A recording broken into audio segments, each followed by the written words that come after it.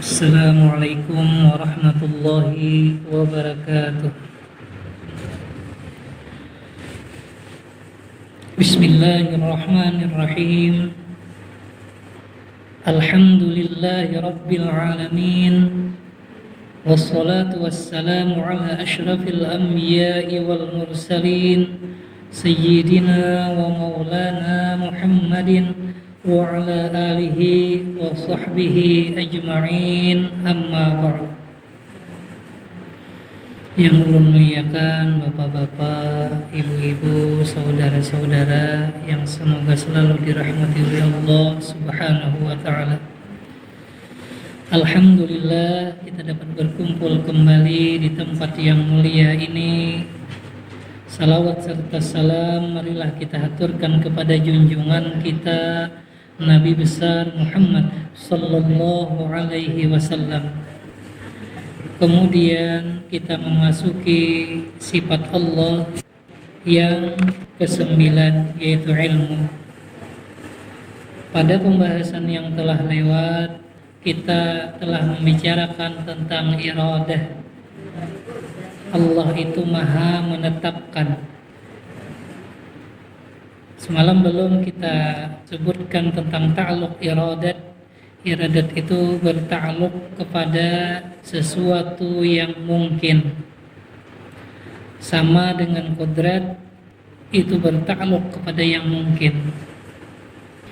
Di dalam kitab sifat 20 ini pembahasan tentang ta'alluqnya di belakang. Pada kitab-kitab tauhid yang lain itu banyak mengisahkan langsung pada pembahasan. Qala musannif rahimahullahu ta'ala wa nafa'ana bi'ulumihim bidarain amin. Sifat yang kesembilan yang wajib kita yakini dan wajib kita ketahui yaitu ilmun. Allah Ta'ala itu wajib bersifat ilmu. Artinya tahu, maka mustahil jahil. Dalilnya wallahu bikulli syai'in alim. Artinya bermula Allah Ta'ala dengan tiap-tiap suatu yang amat mengetahui. Sifat yang wajib kita ketahui dan kita yakini di dalam agama Islam tentang tauhid atau akidah kita, Allah itu bersifat ilmu atau mengetahui. Allah mengetahui segala sesuatu yang ada di alam semesta. Sifat ilmu itu berhubungan atau bahasa kitabnya berta'alluq kepada tiga macam.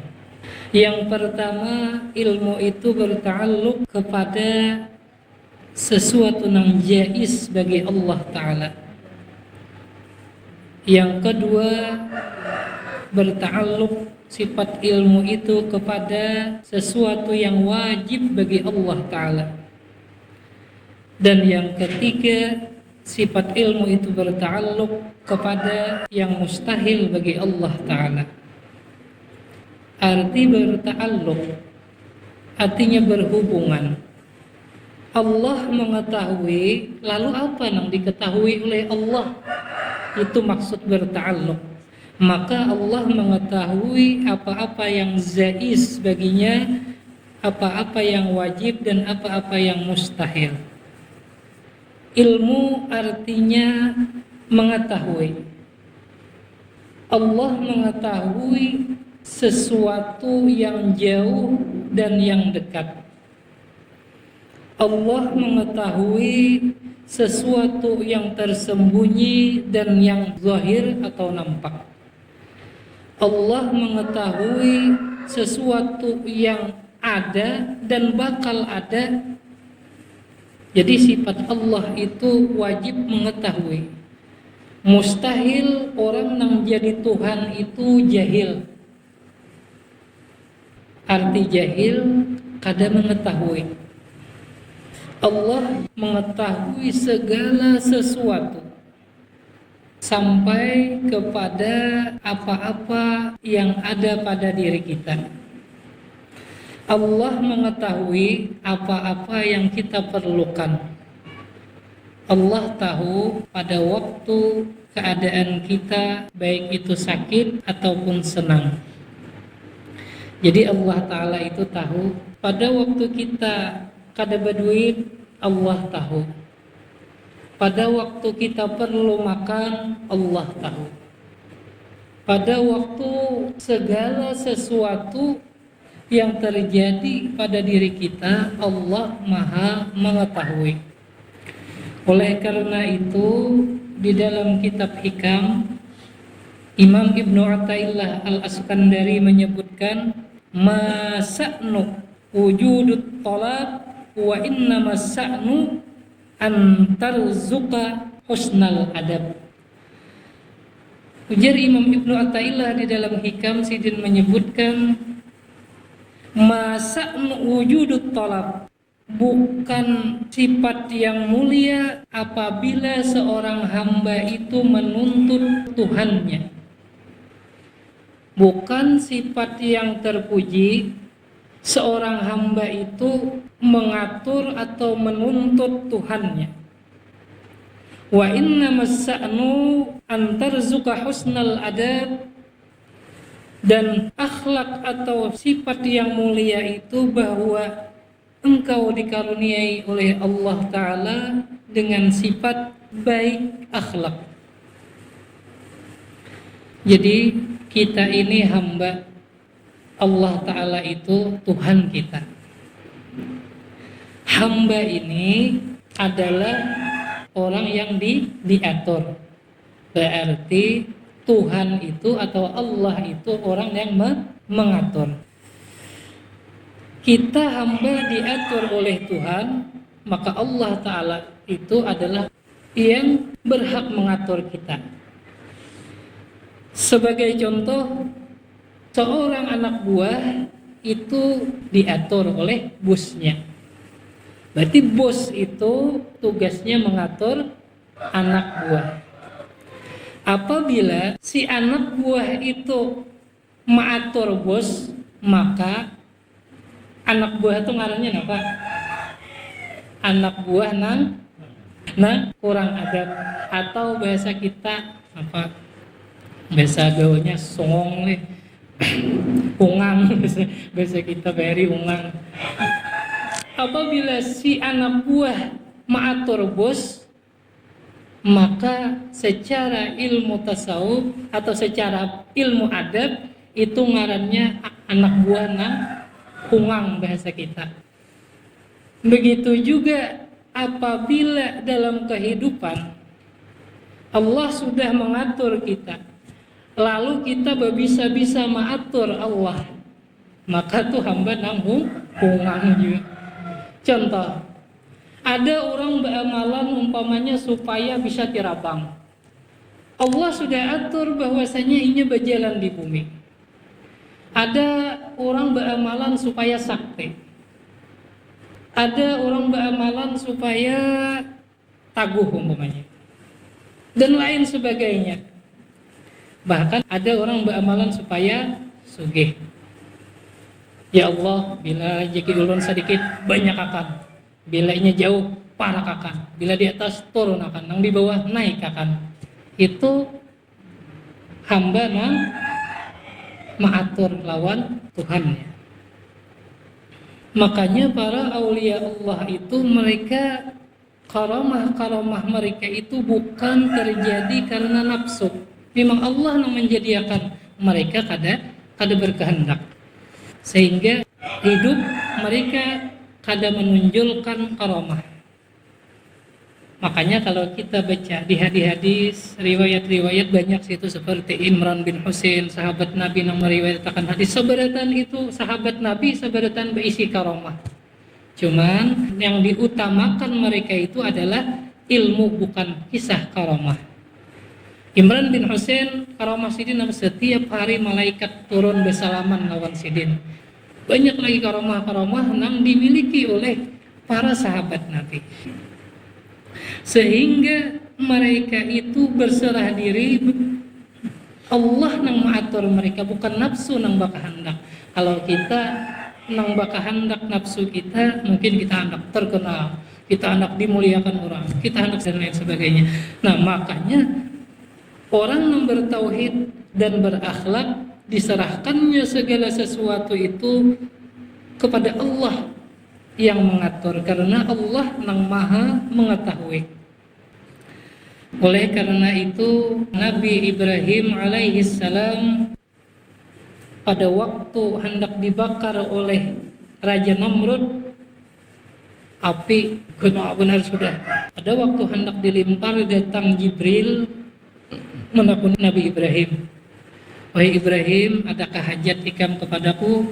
Ujar Nabi Ibrahim, kepada engkau wahai Jibril aku kadada, tetapi kepada Allah itu ada. Hasbunallah wa ni'mal wakil, ni'mal maula wa ni'man nasir. Kalau Nabi Ibrahim itu hendak berpatah, ya Allah pajahkan api ini, satu mata aja sidin berdoa kabul. Cuman ini orang yang tinggi adab, Allah itu maha mengetahui, biarkan Allah yang mengatur yang lebih baik. Jadi hasbunallah wa ni'mal wakil, ni'mal maula wa ni'man nasir. Cukup Allah sebagai penolongku dan Allah sebaik-baik penolong. Sehingga sidin bergelar Halilullah, kekasih Allah. Karena dipilih si kekasih itu, dia tidak memikirkan apa yang dia terima, dia hanya memikirkan apa yang bisa diberikan kepada kekasihnya. Jadi orang bercinta itu cinta nang bujur-bujur tulus, kayak apa supaya nang dicintai bahagia. Kada penting nang dicintai ini memberi kada. Dia takannya sesuai dengan ketentuan Allah. Oleh karena itu Nabi Ibrahim yakin Allah itu bersifat ilmu dan Allah maha mengetahui apa yang lebih bagus ditimpakan kepada Nabi Ibrahim, sehingga bergelar Halilullah, kekasih Allah. Maka orang yang meyakini dengan sifat ilmu, dia akan berserah diri kepada Allah dan merasa Allah Ta'ala itu selalu mengetahui apa-apa yang ada pada dirinya, baik itu zahir dan batin. Ia merasa Allah yang ampun aturan. Umpamanya Allah melarang kita memakan makanan yang haram. Inya kedua nih makan yang haram. Lantaran Allah melarang dan Allah mengetahui apabila inya makan yang haram. Karena makanan haram itu bila kita makan ibarat kendaraan jadi bensin. Kendaraan atau mobil bila kita isi bensin yang bercampur banyu, maka jalannya itu kada mulus, rijut-rijut.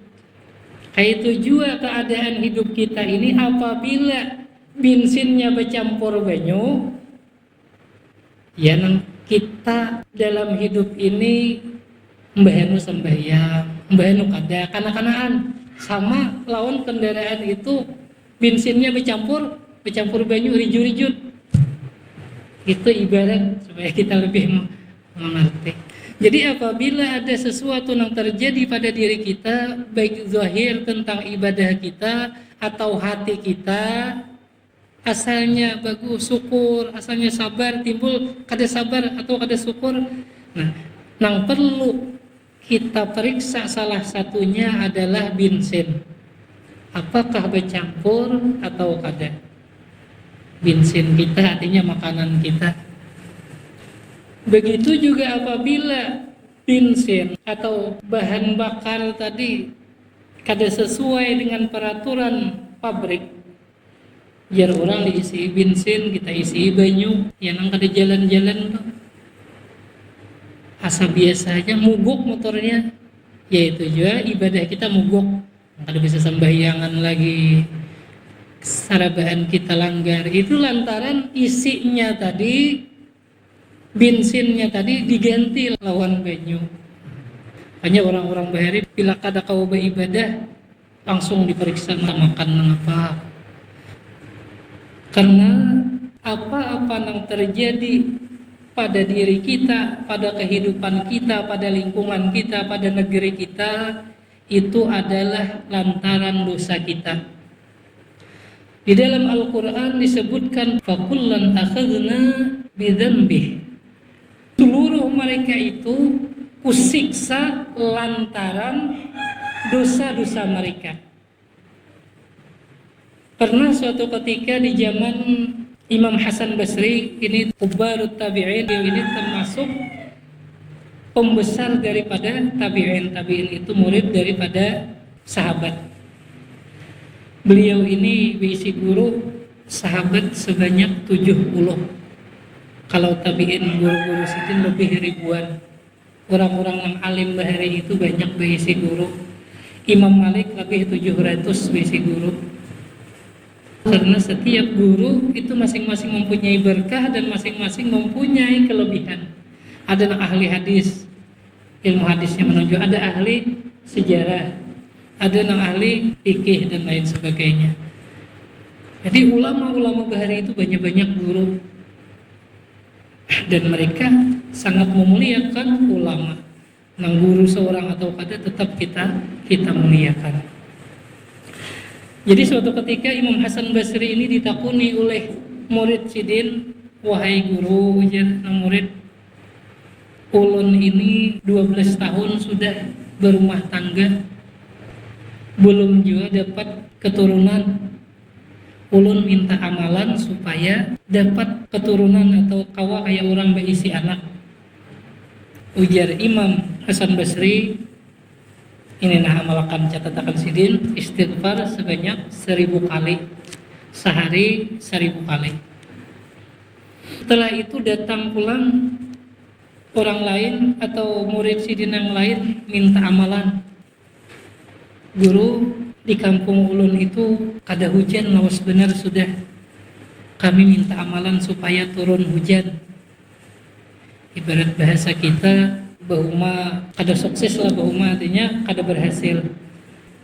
Itu kiasannya kayak kita juga mencari dan lain sebagainya, kada bapak boleh. Ujar sidin, sini aku menulisakan. Tulisakan sidin, istighfar 1000 kali.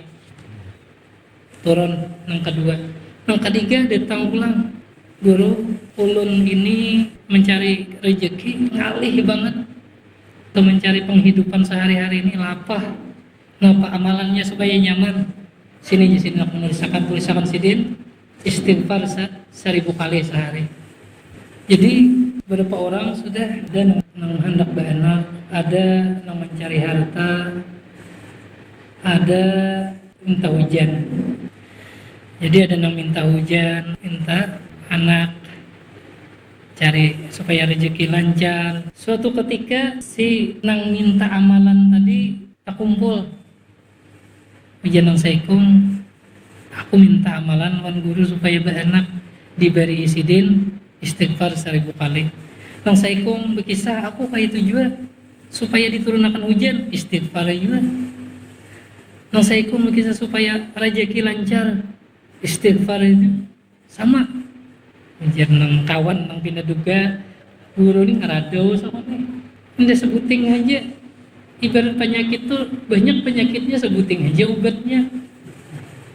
Kayak gitu ya, ini bila panas kalau dicurigai ya, padahal tak kasih lahu bisa, demam berdarah bisa, macam-macam dicurigai, padahal belum tentu.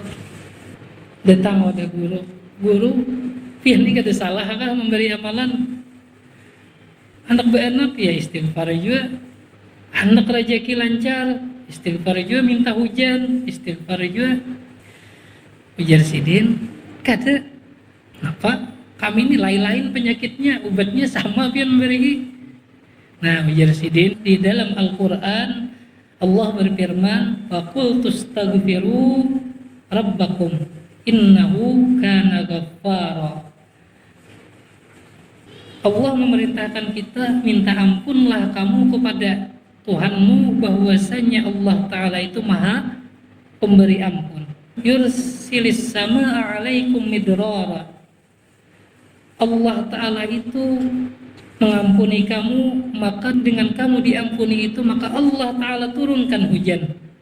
Wa yumditkum bi amwal, dan Allah banyakkan harta kamu yang mudah dicari. Wa banin, dan Allah Ta'ala beri kamu keturunan-keturunan. Wa yaj'al lakum jannatin wa yaj'al lakum anhara, dan Allah Ta'ala jadikan bagi kamu surga yang mengalir sungai di bawahnya. Jadi apa-apa yang terjadi pada diri kita, kenapa kita mogok dalam kehidupan, kenapa kita jalan sinja dalam kehidupan kita, sabarataan itu pakullan akhadna bidzanbihi Allah Ta'ala. Sabarataan itu karena dosa kita. Jadi jangan salahkan Allah Ta'ala bila kita menggawi dosa lalu rezeki kita itu ditarik atau dihilangkan berkahnya. Kenapa lapah banget mencari duit? Padahal Allah Ta'ala itu maha mengetahui. Allah tahu kita perlu rumah. Allah Ta'ala itu tahu kita perlu kendaraan. Allah Ta'ala itu tahu kita perlu makan. Allah Ta'ala itu tahu kita perlu lain sebagainya. Allah Ta'ala bila menciptakan hamba, Allah Ta'ala menjamin rezeki si hamba yang diciptakan tadi.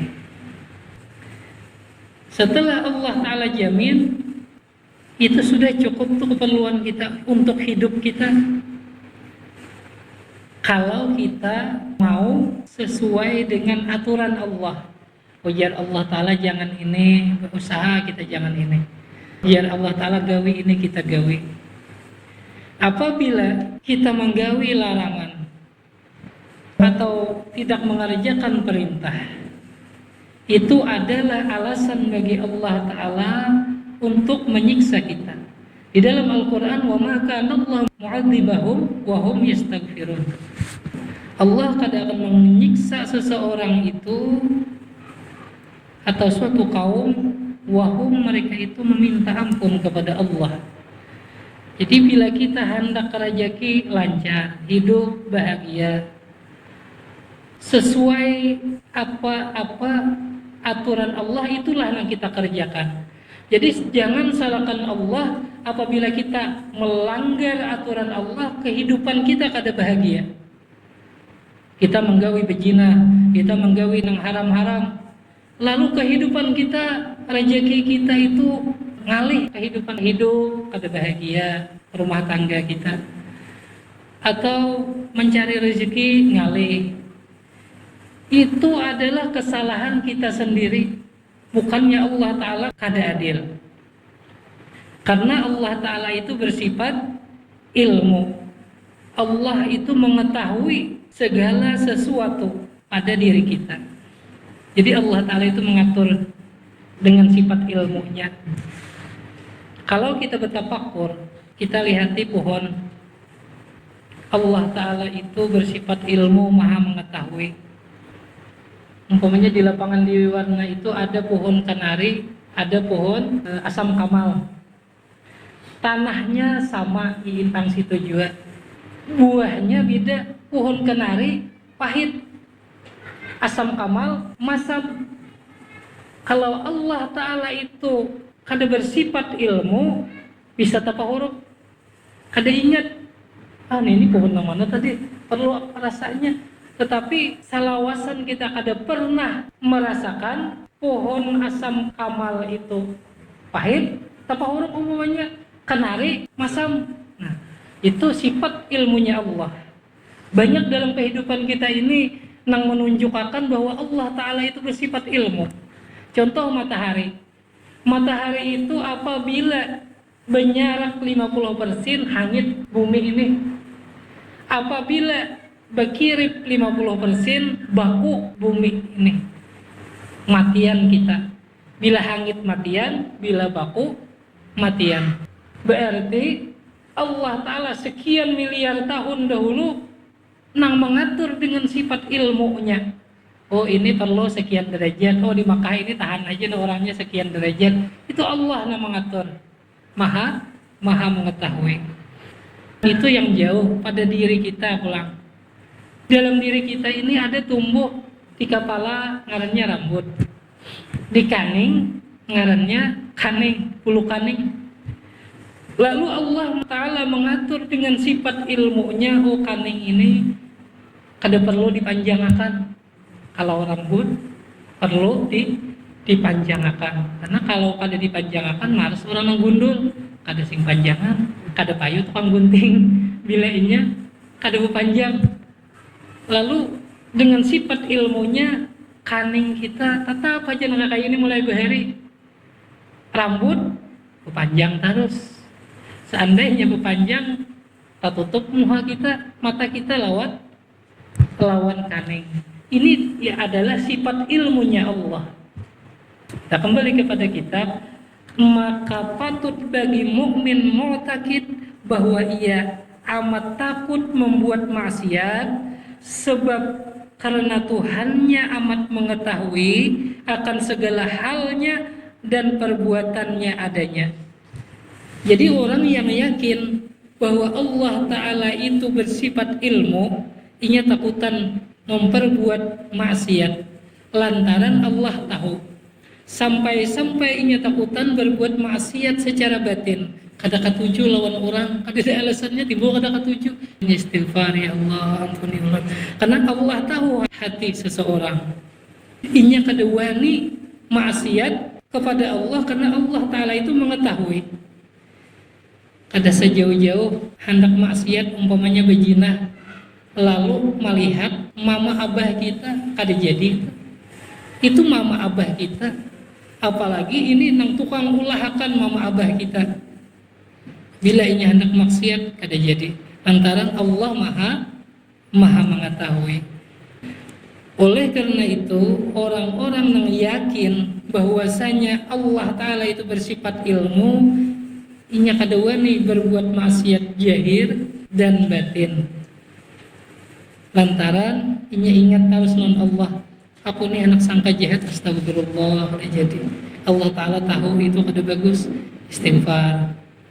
Maka orang yang bertauhid, orang yang mempunyai ilmu bahwa Allah Ta'ala itu maha mengetahui, inya kada wani berbuat maksiat kalau inya dalam keadaan ingat. Makanya kita ini kebanyakan tahu cuman kada ingat, nah, jadi tagawi tadi, maksiat tadi. Allah Ta'ala dengan ilmunya memberi kita pengetahuan. Kalau kita yakin Allah Ta'ala bersifat ilmu, di dalam Al-Quran ulama meneliti ilmu yang ada di dalam Al-Quran itu yang telah didapat atau yang diketahui sebanyak 4.980.000 ilmu. Di situ ada ilmu pemerintahan, di situ ada ilmu politik di dalam Al-Quran, di situ ada ilmu kesehatan, ada ilmu, banyak ilmu-ilmu.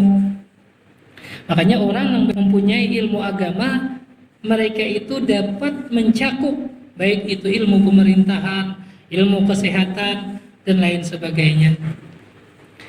Ilmu pemerintahan contohnya kayak malaikat Israel. Malaikat Israel itu kada mencabut nyawa kalau kada habis rezeki. Jadi malaikat pembawa rahmat atau pembawa rezeki ini laporan dulu kawadah malaikat Israel.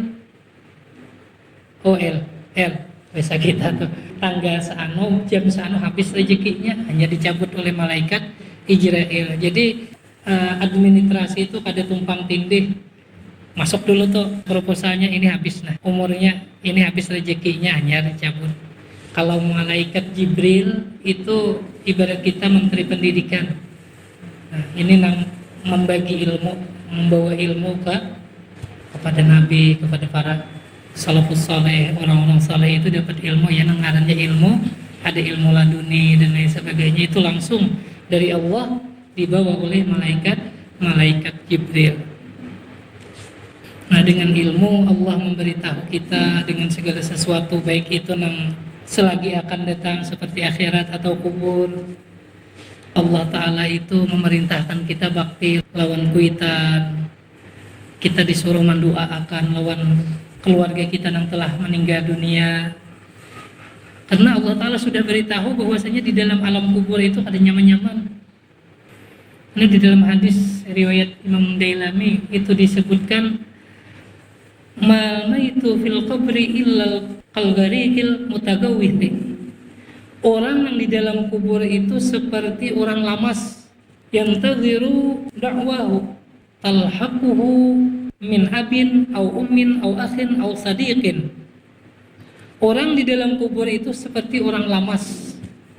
Orang lamas itu dunia kada berharga lagi. Orang lamas kecawai-kecawai timbai amas 2 kilo kira-kira ambil lah. Nah, orang lamas timbai duit 5 juta ambil lah. Kada mikirakan duit lagi. Orang lamas umpamanya timbai ucos ambil lah. Nah, bisa kada ambil belum mau kumpah lagi. Kamu dikumpah bisa ambil. Nah, jadi orang di dalam kubur itu seperti orang lama sejak Nabi menghadang doa. Jadi bersyukur benar kita hidup di wilayah yang banyak orang-orang yang baik, orang-orang yang saleh, sehingga bertahlil, menghadiahi kaum muslimin dan muslimat. Tuh seberataan ibaratnya yang kayak anak yang lamas tuh dana mahadang pemberian. Talhaquhu min abin, mereka itu mengharap lawan kuitan yang terdahulu si anak meninggal umpamanya. Au ummin mengharap mama. Au akhin mengharap dang sanak mendoakan. Au sadiqin atau mengharap kawan. Jadi berdoa itu sampai kenapa? Karena Nabi orang di dalam kubur itu kayak orang lamas mengharap bantuan. Bantuannya berupa doa. Dan doa dari abah, dari mama, dari dang sanak, au sadiqin atau kawan, apalagi anak, lebih lagi. Fa idza lahiqathu kanat ahabba ilaihi minad dunya wa ma fiha.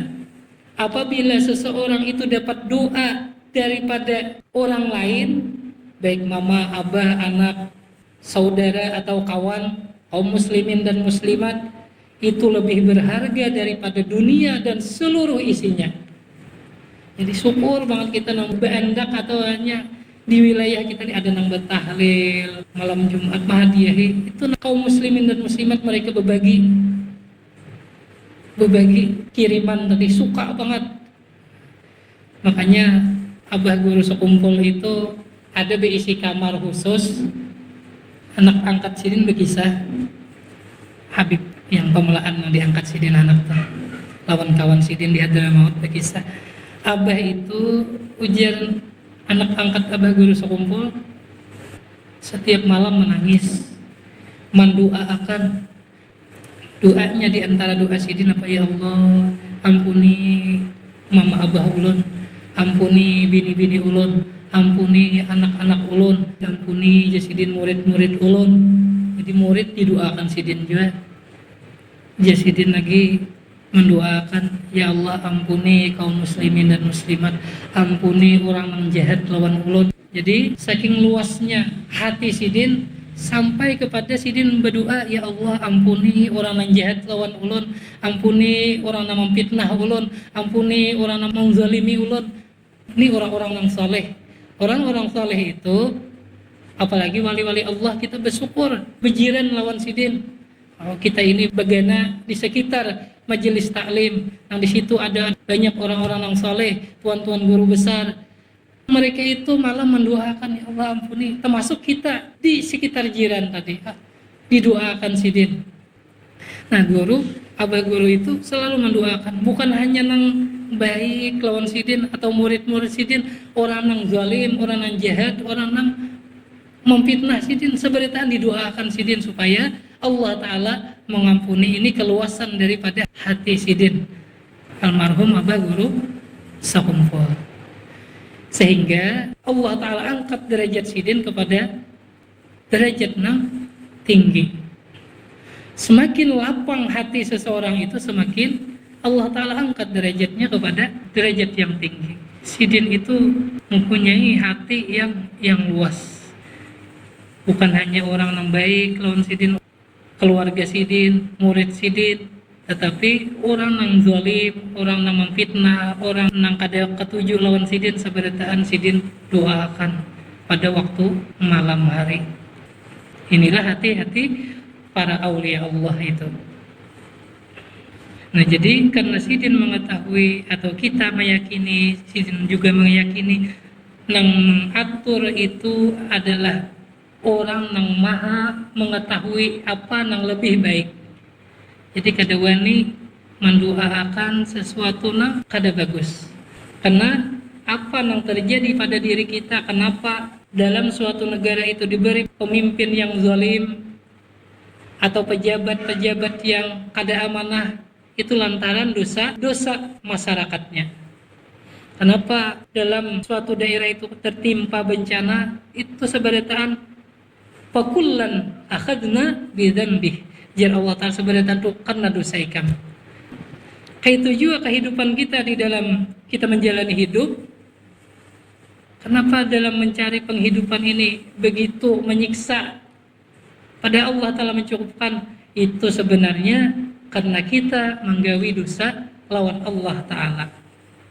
Semakin wani kita menggawi dosa, semakin wani seharusnya kita menyandang apa-apa yang pacang ditimpakan oleh Allah Ta'ala. Jadi bila kita hendak rezeki lancar, rezeki nyaman kita mencari, karena banyak sedikitnya itu tergantung daripada ilmu Allah Ta'ala. Oh ini baik, saya ini diberi. Oh ini baik, banyak diberi. Karena Allah Ta'ala lebih mengetahui. Nah kita mendapatkannya itu dalam susah payah atau nyaman. Jadi apa-apa yang terjadi ini kadang-kala kita menyalahkan Allah Ta'ala. Karena itu seberataan lantaran kita juga menggawi dosa. Bila hendak nyaman, taat lawan Allah. Bila kada hendak nyaman, hendak mantis, berbuat maksiat lawan Allah. Itu sudah Allah Ta'ala menjelaskan, silakan berbuat di dunia ini. Artinya apa aja enak ikam gawi-gawi aja. Nah, tetapi ikam pacangan mati. Baik itu mati bertanggung jawab di akhirat atau mati pikir. Oh pencari penghidupan kada. Kalau orang yang taat itu walaupun ngalih juga mencari pikirannya nyaman. Karena Allah Ta'ala yang mengatur. Ada terlalu membuat dia sedih. Jadi amalannya tadi, kalau kita yakin ilmu itu sifat Allah yang wajib bagi Allah, maka gerak-gerik kita, segala sesuatu perbuatan hati kita seberataan Allah mengetahui. Sehingga apabila Allah mengetahui apa yang kita amalkan, wabil khusus hati kita kada wani, kita hendak sangka jahat, kita hendak menghina orang, kita hendak sombong, kita hendak takabur, kada wani lantaran Allah tahu nih lawan hati kita. Bila Allah Ta'ala mengetahui, maka pasti kita berdosa. Bila berdosa itu kembali kepada diri kita sendiri. Akhirnya ingat situ aja. Kemudian sifat hayat, wallahu a'lam bishawab.